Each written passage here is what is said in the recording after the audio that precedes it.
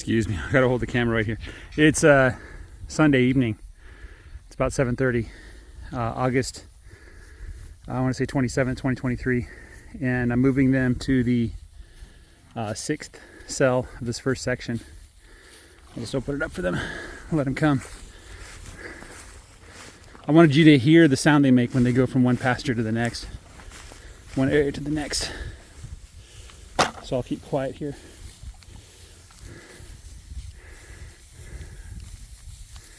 That's the sound of their hooves in the grass.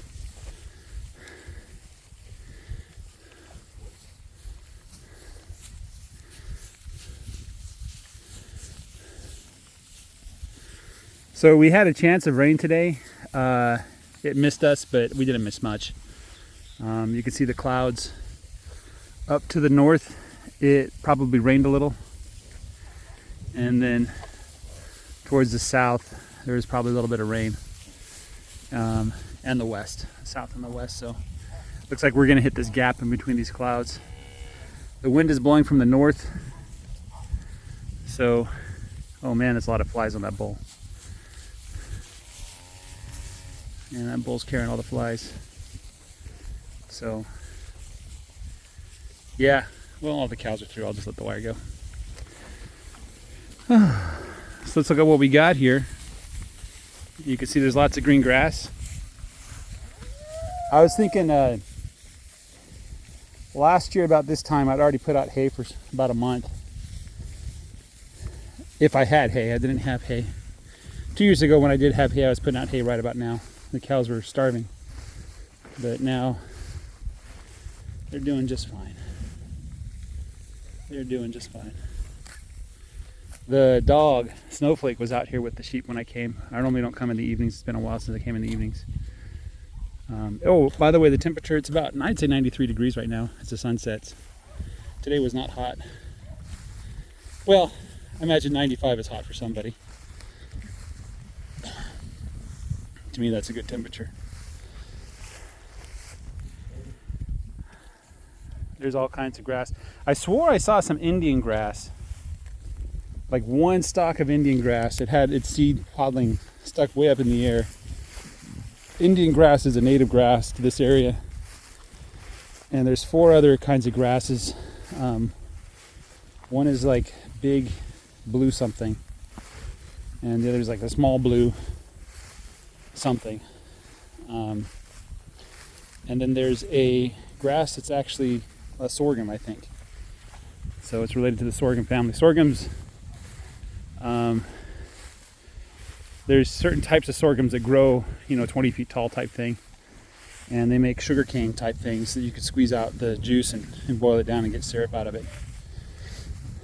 So, very sweet grass.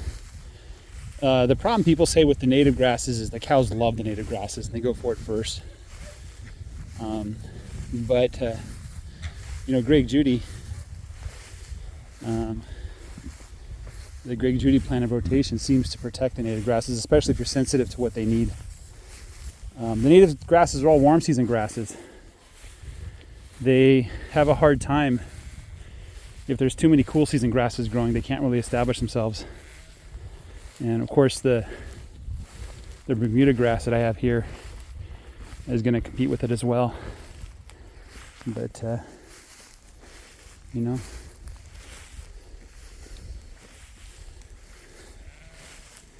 I don't have many complaints about my grass right now. Even in the middle of this, over here, this is about as thick as the goat weed gets in my pasture. Somebody coughed. Yeah. And you can kind of see that even between here, the grass is growing quite well. And my hope is that the goat weed is serving a purpose, helping to repair the soil. You see the goat weed is just not doing well in the dry heat here. It's really struggling. But the Bermuda grass is doing fine. So,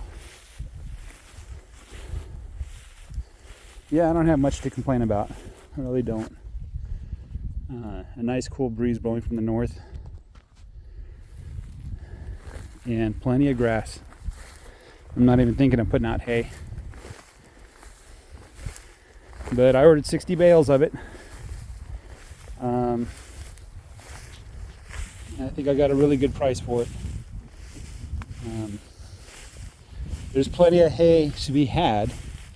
The issue is people are trying to restock. They're trying to build up their stockpiles. So I think this is Indian grass right here. I think that is. Look at that. The thing about Indian grass is it grows up and then it won't die. And then the cows don't want to eat it after it's grown up. And so you get a field full of dead stalks. That's all those nutrients that aren't being returned to the soil. Let me touch you.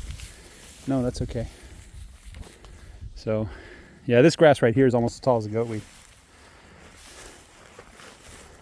I almost feel sorry for the goatweed.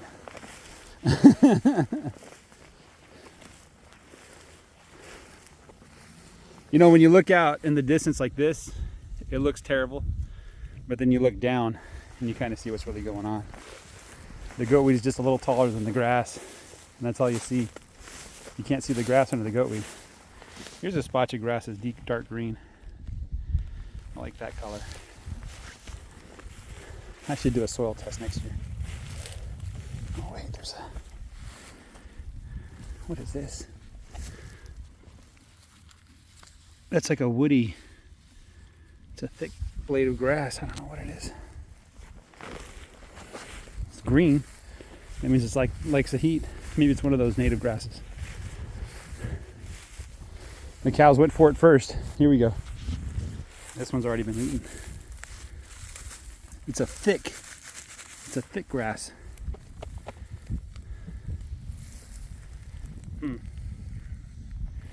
I wonder if there's the ice cream grass. What does he call that? It's a grass that grows like 10 feet tall, and it puts roots down like 20 feet into the ground. What is it called? Anyway, I hate to overuse this guy's name, but Greg Judy was talking about it on his channel a couple weeks ago. And he says the only problem with it is it only grows in the summer. So for him, that's like July and August. Summer for us, of course, starts late May, and it goes all the way to October. So if I did have that grass, I could probably graze on it for 6 months out of the year, which would be good. Look at those clouds. Wish they came a little bit south this way. Give us a little taste of rain, you know. Well, I hope you guys had a good Sunday. We had a pretty good Sunday for ourselves. And Sunday's a good day to get your batteries recharged.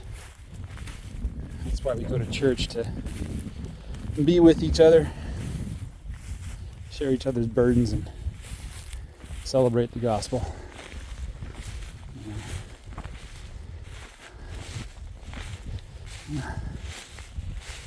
Anyway, I'm just pleased as punch with my field, and I'm looking forward to what it's going to do yet.